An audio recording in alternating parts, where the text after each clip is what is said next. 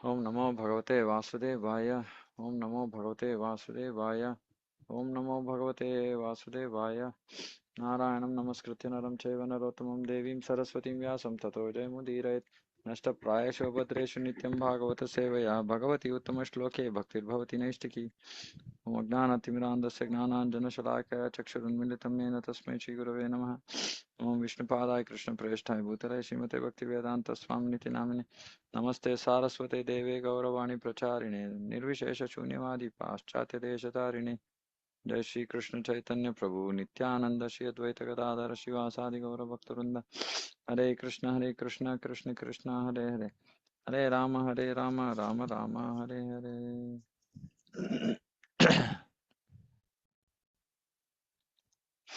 Okay, so we're reading from Srimad Bhagavatam, Canto 8, Chapter 3, verse 22 to 24.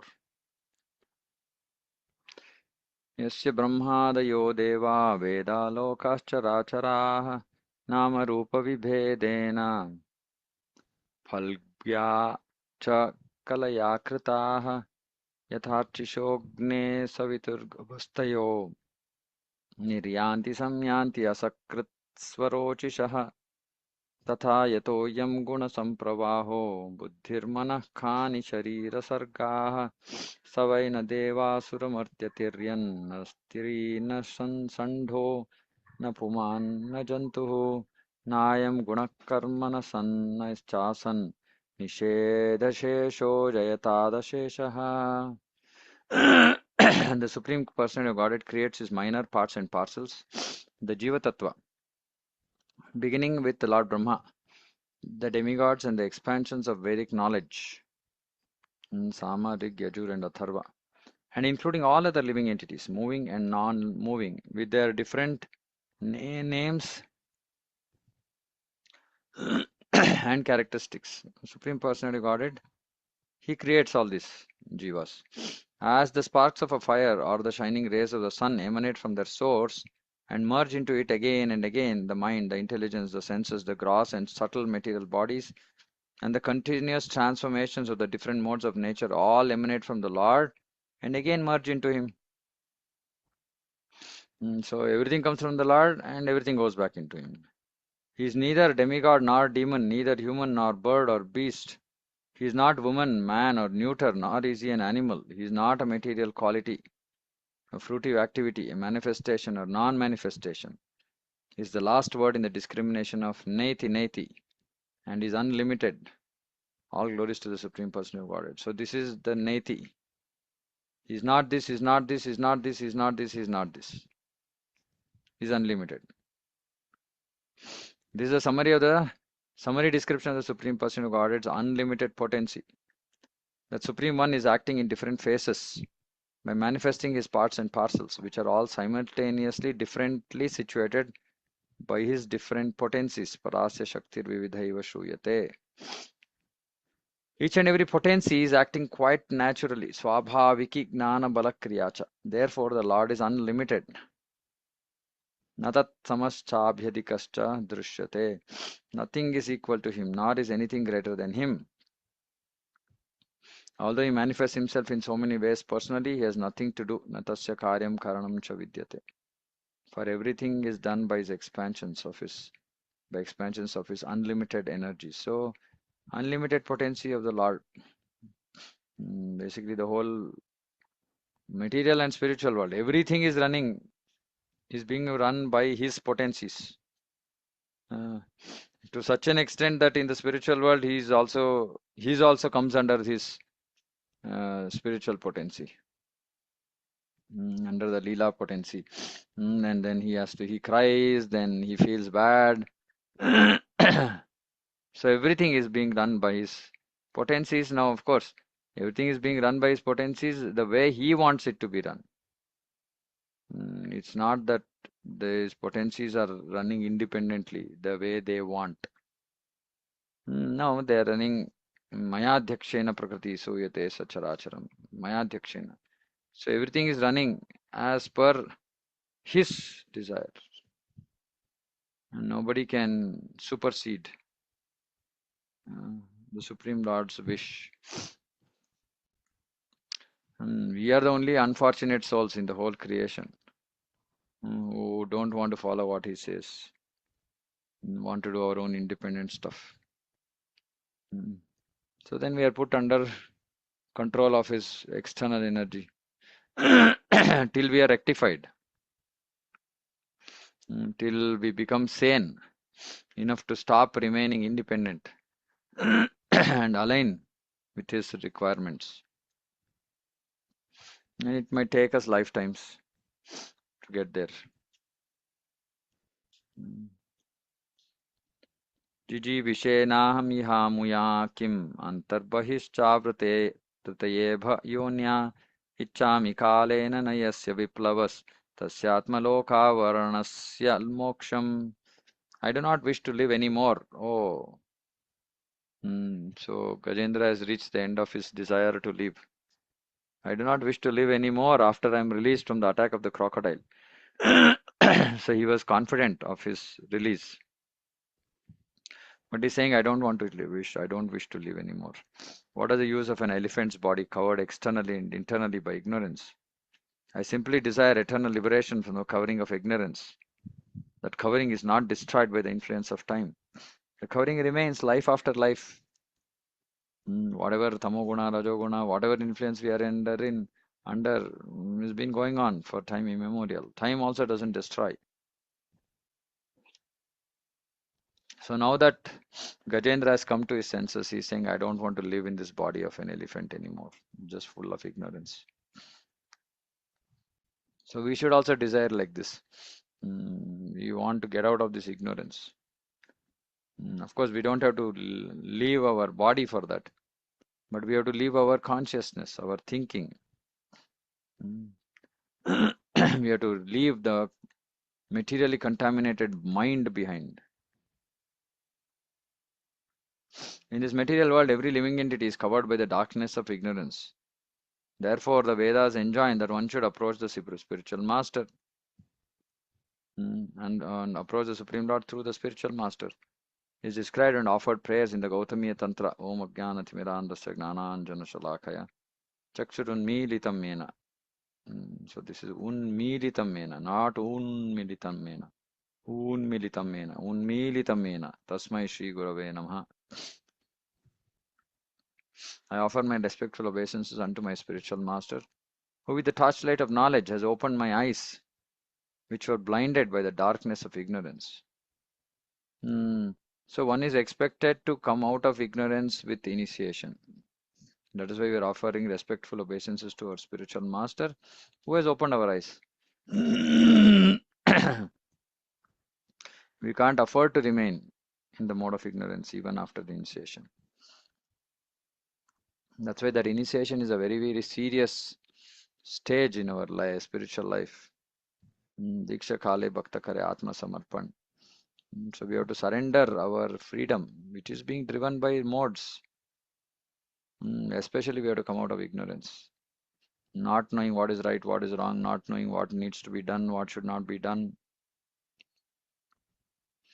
Although one may struggle for existence in this material world, to live forever is impossible, and nobody wants to live forever except crazy people like Hiranyakashipu. Nobody wants to live forever. One must understand, however, that the struggle for existence is due to ignorance. For otherwise, every living being is an eternal part of the Supreme Lord. Prabhupada used to give this example, a rich man's son is begging on the street because he's forgotten. He's in ignorance that he's the son of a rich man. So though we are eternal, we are thinking that this body is permanent, though it is temporary, and we are struggling for existence. But we don't have to struggle for existence because we exist eternally. The whole word itself is a misnomer, meaning struggle for existence means struggle for existence of this body, not of the soul. There is no need to struggle for the soul because the soul is eternal. There is no need to live as an elephant or man, American or Indian. One should desire only to achieve liberation from the cycle of birth and death. Of course, Prabhupada says this because for those people who are so materially attached, They should at least achieve liberation. But for us, we want pure devotion.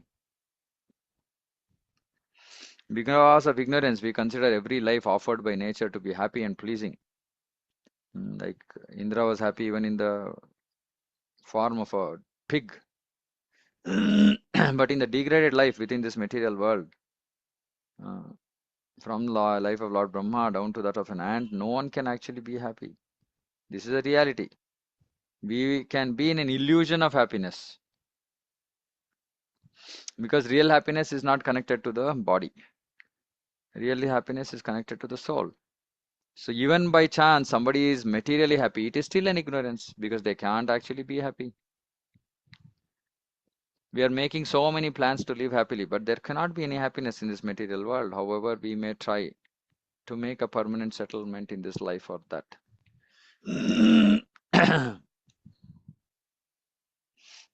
So this is the most critical thing is to wake up from this slumber, from this sleep, from this ignorance. We have to wake up. And devotees wake up from sleep and then again sleep, isn't it? They wake up from sleep and again sleep during chanting. So we have to wake up. We had a long stint of ignorance and we have to wake up.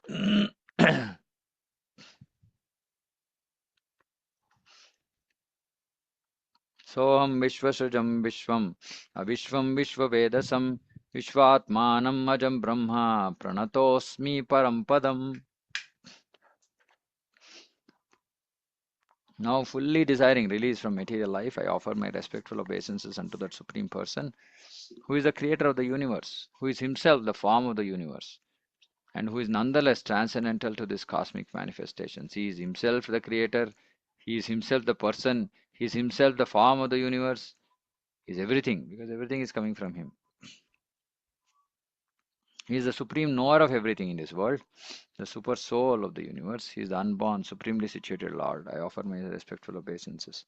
Sometimes when Bhakti Yoga is preached to the common man, people argue, where is Krishna? Where is God? Can you show him to us?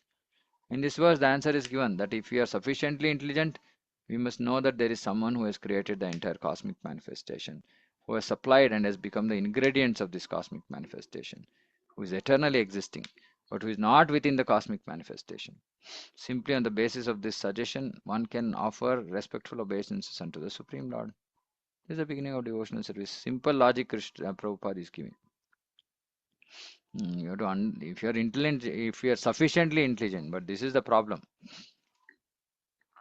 People are materially intelligent, but more in the mode of passion and ignorance.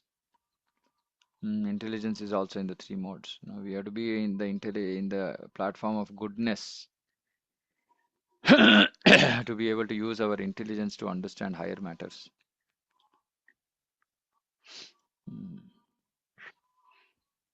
So one of the things, which is recommended for devotees, I was talking about this yesterday to few devotees, is that, we have to somehow try and come to the platform of goodness. Hmm. So, um, how do we come to the platform of goodness? By Mangalarti. It's been my experience last 2-3 weeks that actually I was always wanting to come to mode of ignorance, but generally my mode of passion is so strong that it used to keep pulling me into mode of passion.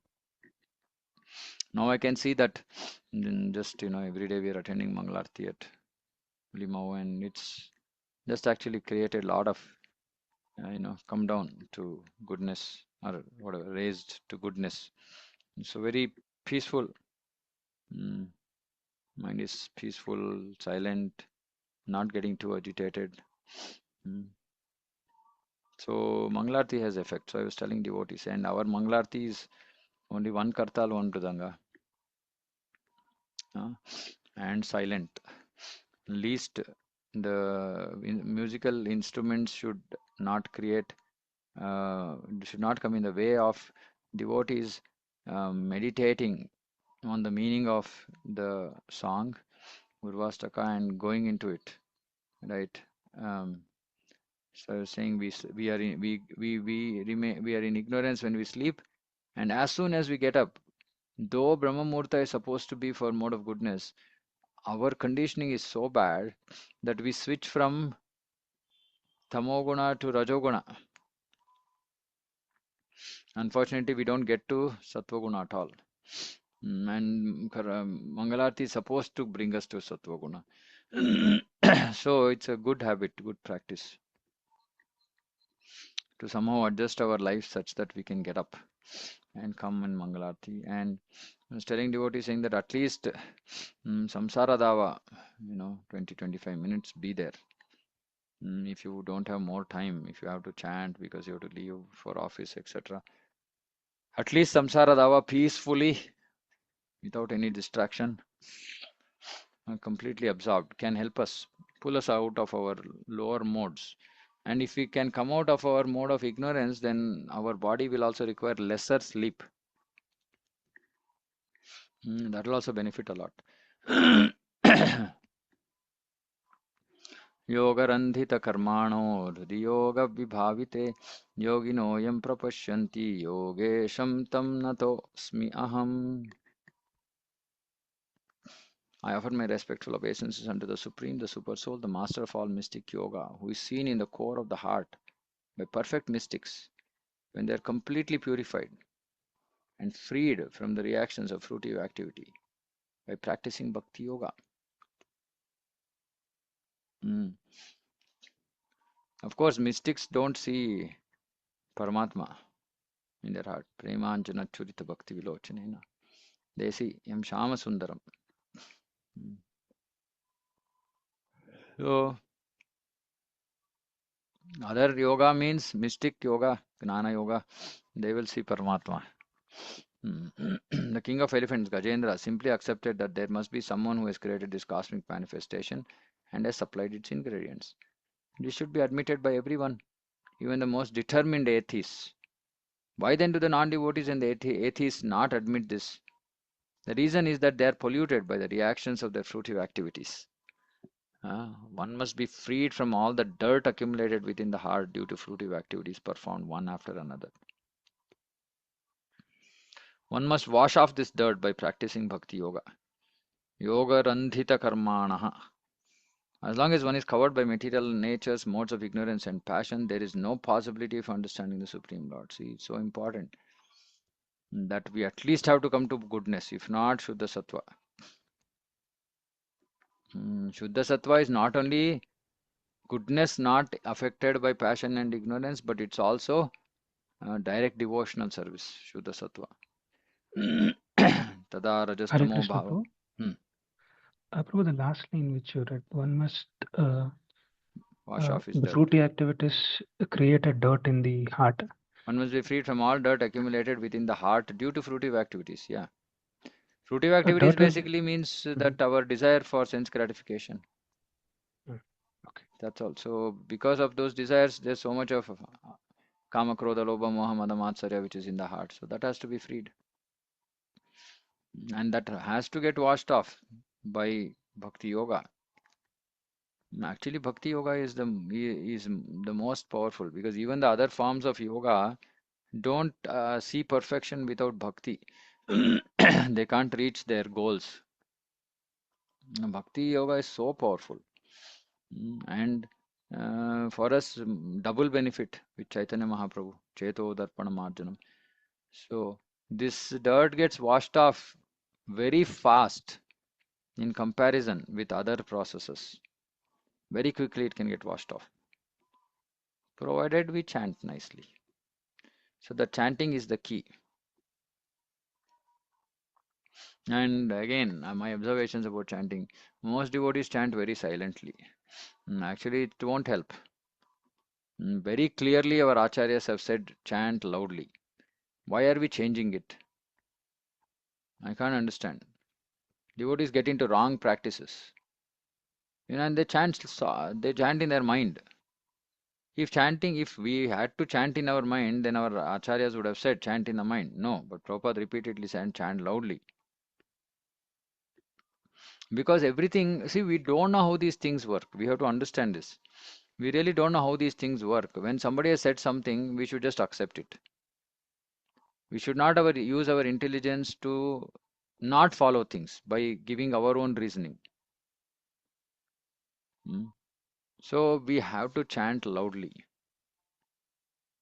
Sound has to come from our mouth. As long as one is covered by material nature's modes of ignorance and passion, there is no possibility of understanding the Supreme Lord. So this is clear. When one is freed from the modes of ignorance and passion, one becomes free from the lowest qualities, kama and lobha. So this is the indication. If we still have kama and lobha, then this is, we are still in the modes. Rajas, tama. So when we are out of rajas and tamas, then we will be out of kama and lobha. Nowadays, there are so many yoga schools to encourage people in developing, encourage people in developing their lusty desires and greed through the practice of yoga. Why? Because they're saying, you make your body fit for sense enjoyment. So that's why Prabhupada is writing saying they're encouraging people in developing their lusty desires. Because once body becomes fit, then naturally ready for enjoyment. People are therefore very much fond of so-called yoga practice.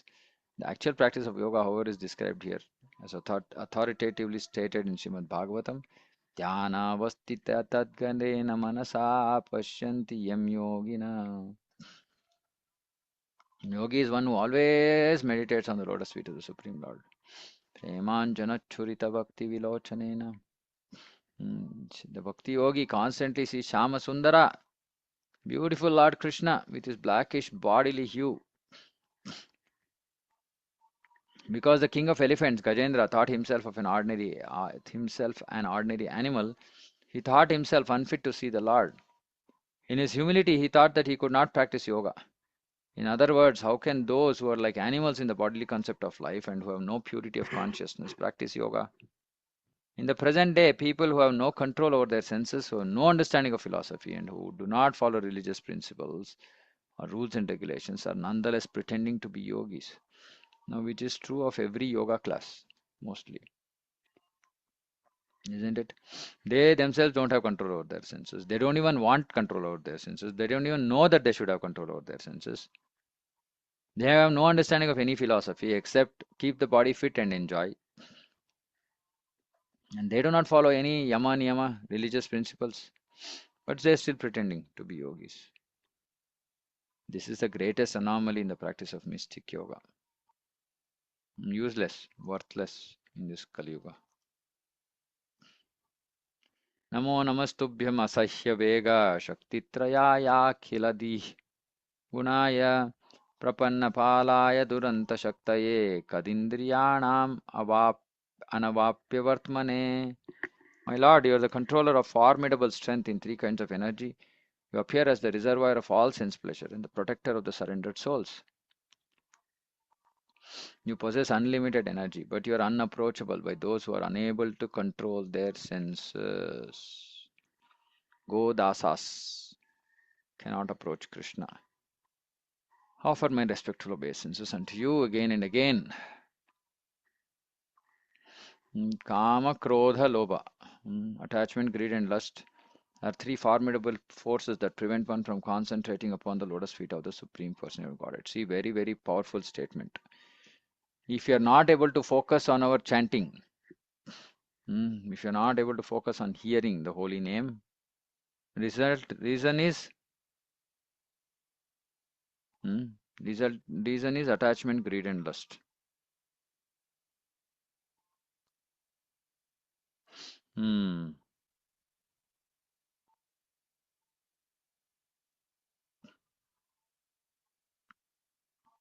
1 second.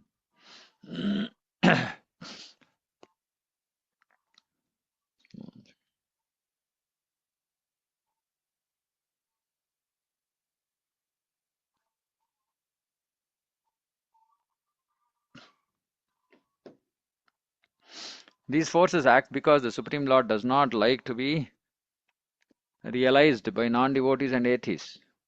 So attachment, greed and lust, they prevent us. So what are the things that come into our mind? These things, objects of our attachment, greed and lust is what comes to our mind when chanting. So we can't remain focused on the Nama.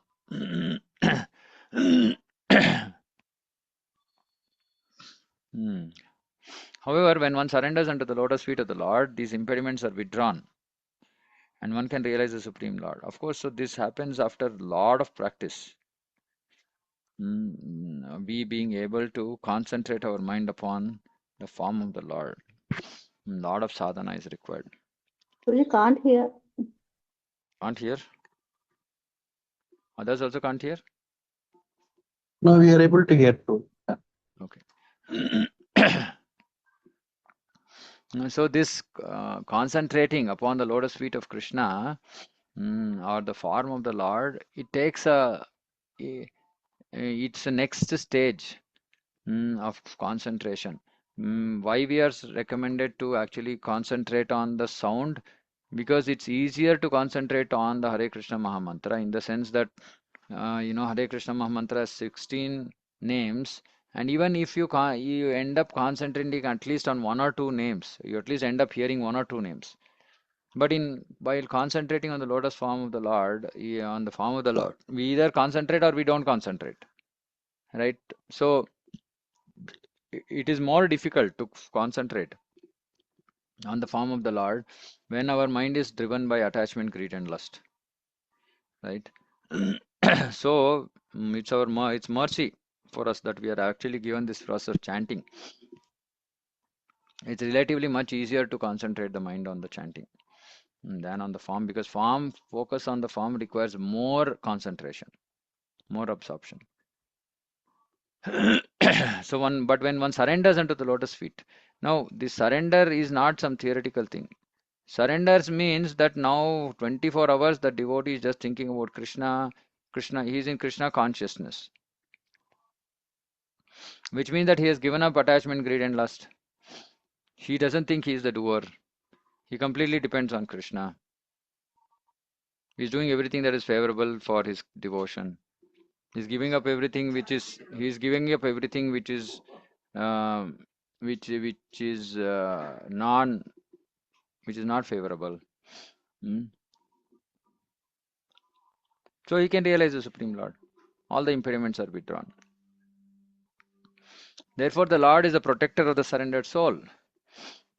So he is saying, Sarvadharman Parityajya Mamekam Sharanam Vraja. One cannot become a devotee until one surrenders unto the Lord's lotus feet. And surrendering unto the Lord's lotus feet means surrendering unto the lotus feet of the Lord's representative, the Guru. Then the Lord gives one the intelligence from within. From within. He can give it from without also, outside also, but he also gives from within to surrendered soul, by which one can return home back to Godhead. So I was giving a class yesterday somewhere and I was shocked. I heard one question. I was talking about the glories of spiritual master, and one devotee who's initiated, possibly for many years, so I was telling that we have to follow the instructions of spiritual master. So he said, okay, after all the instructions are followed, at the end of the day, these were his statement, these words. At the end of the day, it depends on, we are still stuck with this gradual progress. This was his statement, meaning he in his mind, whatever instructions Guru gives has no bearing to his sadhana. Saying, okay, Guru gives some instruction, okay, I do that instruction, but then after that instruction, I followed that instruction, then I'm again left to, gradually make progress in devotion. And I was shocked to hear this. That means the devotee has not understood Guru Tattva at all. The whole point about surrendering to Guru is that Yasya Prasadat Bhagavat Prasado. Is that when we do things which are pleasing to the Guru, then Guru's mercy comes through. And that mercy is what is going to help us overcome obstacles in devotion, make faster progress. And he forgot that point that he is just thinking that it's his own endeavor to make progress. And I was so disappointed. You know, initiated disciple and doesn't understand or has no faith in Guru Tattva. Why did he get initiated? This is very, very sad. Very sad. Which means that neither has he read Prabhupada's books, nor has he heard anybody speak. Right? On basic, this is basic. Every day we sing, Yasya Prasadat Bhagavad Prasado. If you can't understand that, what are we doing in devotion? So please understand, it is just mercy of Krishna which comes through Guru. So Guru and Krishna's mercy that we can actually make progress. And surrendering to Krishna means surrendering to Guru. Surrendering to Guru means hearing his instructions and following it. Hearing his instructions means hearing anything that he speaks in any form of communication. It could be written, it could be spoken, whatever it is all instruction. Then the Lord gives one the intelligence from within. So for a surrendered soul, Krishna is personally taking care of him. Bhagavad Gita Prabhupada writes in the purport on Rishikesha, says, to the extent of our surrender, to that extent Krishna will control our senses or guide our senses. For somebody fully surrendered, Krishna controls the senses. For those who are partially surrendered, he will guide to that extent. Guide means still the devotee is not fully surrendered, so he might still use his free will and do some nonsense. This little thing of giving up independent freedom is so difficult. So difficult. Nayam vedasvam atmanam yachakyaham dhiyam hatam tam duratyaya mahatmyam bhagavantam mitosmyaham. I offer my respectful obeisances unto the Supreme Person of Godhead, by whose illusory energy the Jiva, who is part and parcel of God, forgets his real identity because of the bodily concept of life. I take shelter of the Supreme Lord, whose glories are difficult to understand. Stated in Bhagavad Gita, Mamayvamsha Jiva Loke Jiva Bhuta Sanatana. Everybody is a part and parcel of Krishna. Lord and the living entity are intimately related like father and son. Unfortunately, because of material contact, bad influence, illusory influence, the living entity forgets this and wants to enjoy the material world independently. Meaning independently means without Krishna, according to his own plan. Both he wants to enjoy without Krishna and he wants to enjoy according to his plan. This illusion is very difficult to surmount. Maya covers the living entity because of his willingness to forget Supreme Person of Godhead and make his own plan to enjoy. So again, our desire, this is our desire. Not that Maya can enforce anything on us, unless we want to forget, unless we want to enjoy material world. Now it is our desire. And if we want to please Krishna, we want to please Guru, that is also our desire. The whole idea of Shravanam is to develop these spiritual desires. That's the idea of Shravanam. As long as this contamination continues, the conditioned soul will be unable to understand his real identity and will perpetually continue under illusion that he is the body, life after life. Otherwise, there's no life. Otherwise, soul is eternal. There's no question of life for the soul. But because we are conditioned, we are getting life after life. Ato graha kshetra sutapta vittar janasya mohoyam aham mameti. As long as the living entity is not enlightened so that he may understand his real position, he will be attracted to materialistic life, house, country, society, sons, family, community, bank balance, and so on. Covered by all this, he will continue to think I am this body, everything related to this body is mine. Janasya moho yam aham mameti. This materialistic conception of life is extremely difficult to surmount, but one who surrenders to the Supreme Lord, Mayam Etam Tarantite, comes to enlightenment on the Brahman platform. Brahma Bhuta Prasannatmana Sochati Nakangshati. Samasarveshu Bhuteshu Mad Bhaktim Labhate Param Bhakti he gets. Now we are in Apara Bhakti, impure devotional service or mixed devotional service. And when we come to Brahma Bhuta, we get pure devotion. I've explained this before. The stage of mixed devotion is when we feel body is important or I am the body. And when we come to Brahma Bhuta, then we understand I am the soul. So there is no, we don't ask for anything connection we connected with this body. We don't desire anything connected to this body. Because we have come to the stage of understanding I am not the body. That is Brahma Bhuta, Mukti. Since a devotee is completely on the Brahman platform, see, devotee is supposed to be completely on the Brahman platform. We are not still there on the Brahman platform. We are partly on the Brahman platform. Time to time we are on the Brahman platform. Other times we are on the material platform. But when we come to the stage of Brahma Bhuta, then we will be completely on the Brahman platform. So, he is not jealous of any other living entity. Samasarveshu Bhuteshu. So, all this lower nature, Kama, Krodha, Lobha, Moha, Mada, Matsarya, all of it goes. That is the meaning of Brahman. Brahman platform means pure soul, position of pure soul, who is who has nothing to do with this material world.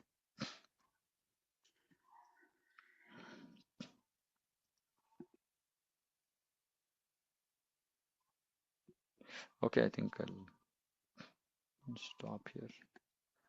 What is there after this? Yeah. Okay, we can cover this. Shishikovacha evam gajendram upavarnita nirvishesham brahmadayo vivida linga vidhabhimanaha naitedopasasrupur nikhilatmakatvat tatrakhilamaramayo harirravirasit.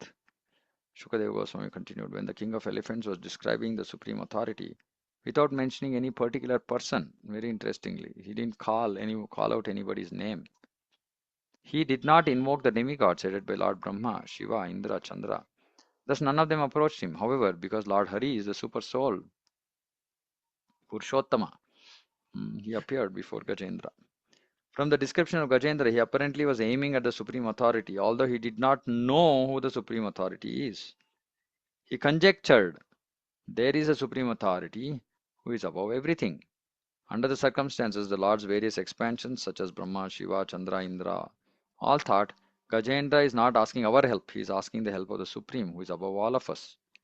As Gajendra has described, the Supreme Lord has various parts and parcels, including demigods, human beings, animals, all covered by separate forms. Although the demigods are in charge of maintaining different aspects of the universe, Gajendra thought that they were unable to rescue him. This is intelligence. Harim vina naiva mritim taranti. No one can rescue anyone from the dangers of birth, death, old age, and disease. It is only the Supreme Person of Godhead who can rescue one from the dangers of material existence. Therefore, an intelligent person, to get free from this dangerous existence, approaches the Supreme Person of Godhead, not any demigod. It's confirmed in Bhagavad Gita, Kama ister taister hritagnaanaha prapadyante anya devataha. Those who are unintelligent approach the various demigods for temporary material benefits. Actually, however, these demigods cannot rescue the living entity from the dangers of material existence. Like other living entities, the demigods are merely external parts of the Supreme Lord's transcendental body. As stated in the Vedic mantra, Sa Atma Angani Anya Devataha. Within the body is the Atma, the soul, whereas the various parts of the body, like the hands and legs, are external.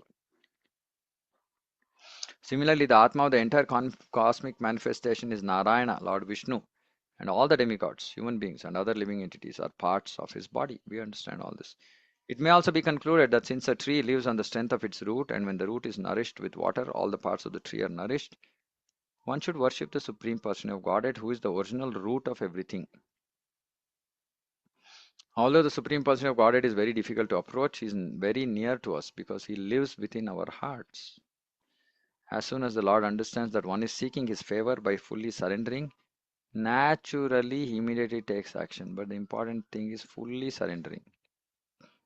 Therefore, although the demigods did not come to the aid of Gajendra, Supreme Lord immediately appeared before him because of his fervent prayer. This does not mean that the demigods were angry with Gajendra, for actually when the Lord Vishnu is worshipped, all the other demigods are also worshipped. Yasmin tushte jagat tushtam. Supreme Person is satisfied, everyone is satisfied. Just like pouring water to the root of the tree. When the Supreme Person of Godhead is worshipped, all demigods are satisfied. Okay, I'll stop here. If there are any questions, I'll have to just come back in a minute, otherwise we can end. Are there any questions? Hare Krishna Prabhu. Yeah, you have a question, Mataji? No, I'm sorry. I did not understand what the devotee Okay, told then you, I'm just going to come back in a minute. Just give me. Okay, fair. Yeah. Thank you, Prabhu.